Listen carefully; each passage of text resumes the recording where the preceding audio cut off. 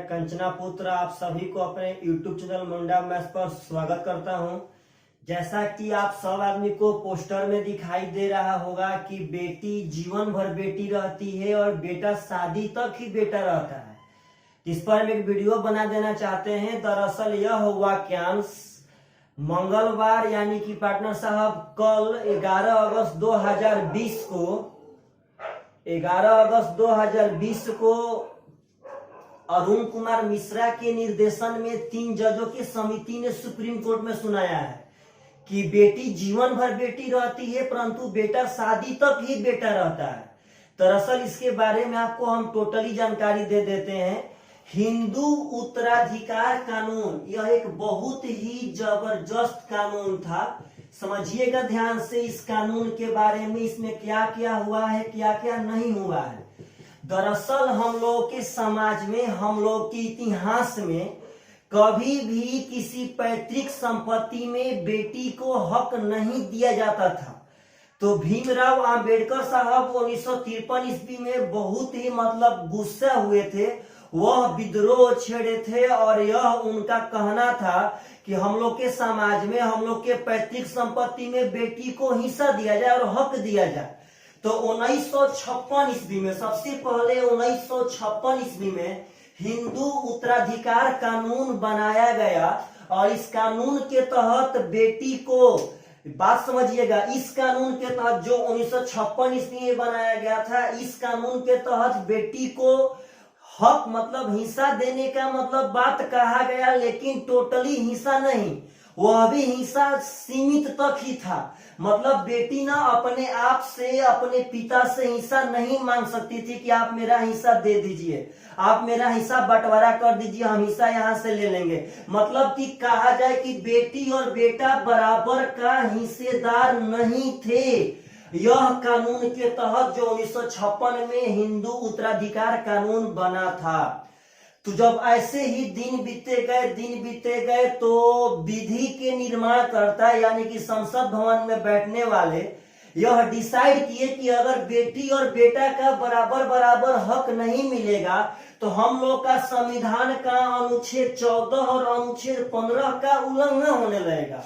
संविधान का अनुच्छेद 14 कहता है कि आपको समान अधिकार मिलना चाहिए और 15 कहता है कि किसी भी लिंग पर भेदभाव, लिंग के अनुसार भेदभाव नहीं होना चाहिए।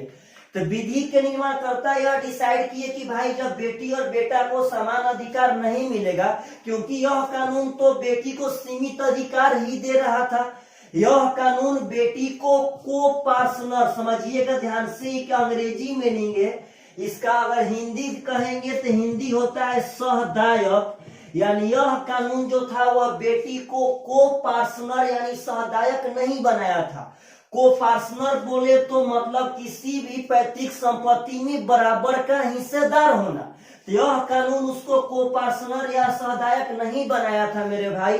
तो विधि के निर्माणकर्ता 2005 में, समझिएगा ध्यान से, विधि के निर्माणकर्ता 2005 में 5 सितंबर 2005 में राष्ट्रपति मंजूरी देते हैं और 9 सितंबर 2005 को यह संशोधन पास कर दिया जाता है संसद भवन में कि बेटी को बेटा के बराबर समान अधिकार है। बेटी को बेटा के बराबर समान अधिकार है, यानी जितना बाप के संपत्ति पर बेटा का अधिकार है उतने ही बाप के संपत्ति पर बेटी का अधिकार है। तो चलिए आपको हम ध्यान से यह बताना चाहते हैं कि 2005 में 9 सितंबर को जो कानून लागू किया गया था, वह कानून के तहत कौन कौन से धारा में क्या क्या संशोधन किए गए थे, बेटी का कहां तक हक है, कितना हक है, किसका किसका अभी हक नहीं है, कितने ऐसे अभी भी लोग हैं जो इस कानून के तहत अछूत हैं, जिनको अभी हिस्सा नहीं मिल सकता है। तो मेरे भाई समझिएगा कि 2005 में 5 सितंबर को राष्ट्रपति मंजूरी दिए और 9 सितंबर को यह कानून लागू कर दिया गया कि बेटी को बेटा के बराबर हिस्सेदार माना जाएगा। यहाँ बेटी को पार्टनर हो गई, यहाँ बेटी सहदायक हो गई। और को पार्टनर का हम बता चुके हैं कि बराबर का हिस्सेदार बनना। तो पार्टनर साहब 2005 में 9 सितंबर को सबसे पहले हिंदू उत्तराधिकार कानून जो 1956 ईस्वी में पास हुआ था, उस कानून के धारा 6 में संशोधन किया गया और यह कहा गया कि बेटी अपने बाप के संपत्ति में कभी भी हिस्सा मांग सकती है, उसका हक है। तो एक बात समझिएगा, अभी लफड़ा, आखिर 2005 का कानून आज यानी कल उस पर लफड़ा क्यों हुआ? तो दरअसल उस समय यह कहा गया था कि जब पिता मर जाएंगे तभी बेटी अपना हक मांग सकती है। लेकिन कल अरुण कुमार मिश्रा के न्याय दर्शन में यह बात कहा गया कि या पिता जिंदा रहे या पिता मर जाए, बेटी का जन्म से ही अपने बाप के संपत्ति पर अधिकार है। यह जरूरी नहीं है कि पिताजी 2005 के पहले मरे थे कि पिताजी 2005 के बाद मरे हैं, कि बेटी 2005 के पहले पैदा हुई है, या किसी भी चीज का जरूरी नहीं है। बेटी का जन्म सिद्ध अधिकार है अपने बाप के संपत्ति पर। तो यह बहुत इंपॉर्टेंट बात है कि धारा 6 में संशोधन किया गया और बेटी को पार्टनर यानी सहदायक बनाया गया, यानी बेटी को बराबर का हिस्सेदार बनाया गया धारा 6 में संशोधन करके। और यहाँ एक बहुत ही इंपॉर्टेंट यह भी है कि धारा 23 को, जो यह कानून का धारा 23 था, जो हिंदू उत्तराधिकार कानून 1956 में बना था, उस कानून के धारा 23 को यहाँ निरस्त कर दिया गया।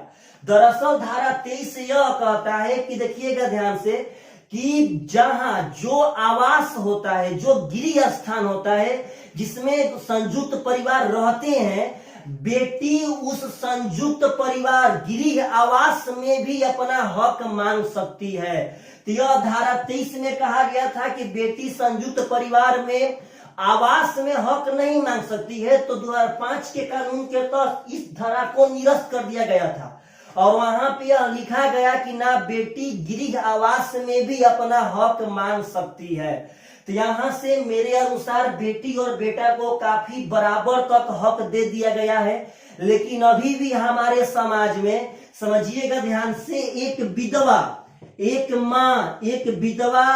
माँ और एक पत्नी कभी भी को पार्टनर नहीं है, यानी यह कभी भी पैतृक संपत्ति में अपना हिस्सा नहीं मांग सकती हैं। यानी कि आपको हम बढ़िया से अगर समझाना चाहें तो आप 100 बात का एक बात समझिए कि बेटी जब तक बेटी है तो अपने बाप से हिस्सा मांग सकती है, लेकिन जब उसी बेटी का शादी हो जाए तो वह अपने पति से हिस्सा नहीं मांग सकती है। अगर वही बेटी आगे चल करके माँ बनती है तो वह अपने बेटों से बराबर का हिस्सा नहीं मांग सकती है। अगर वही बेटी आगे चल करके विधवा हो जाती है तो अपने बेटों से बराबर का हिस्सा नहीं मांग सकती है। लेकिन वह बेटी अपने बाप से जन्म से लेकर मरते तक एकदम बराबर का हिस्सा मांग सकती है। धारा 6 के तहत जितने भी पैतृक संपत्ति है यानी खेत खलिहान सब में, और धारा 23 को निरस्त करके यानी गृह आवास में भी मांग सकती है। तो हमारे समाज में अब बेटी को काफी हद तक हक मिल चुका है और आशा करते हैं कि यह वीडियो देख करके भारत की बेटियां बहुत ही खुश होंगी और बेटे थोड़े से ना खुश होंगे। लेकिन आप चिंता मत करें, वह बेटी शायद आप ही का बहन है। आप यदि हिस्सा देते हैं तो आप अपने बहन को हिस्सा दे रहे हैं। इसमें कोई डाउट नहीं है कि आपका भाई और बहन का प्यार हमेशा हमेशा कम होगा, हमेशा बढ़ेगा ही बढ़ेगा। तो अगर आपको यह वीडियो बहुत ही बढ़िया लगा हो तो प्लीज कमेंट पक्का कीजिएगा कि आप सब आदमी को यह वीडियो कैसा लगा। Bye bye, take care.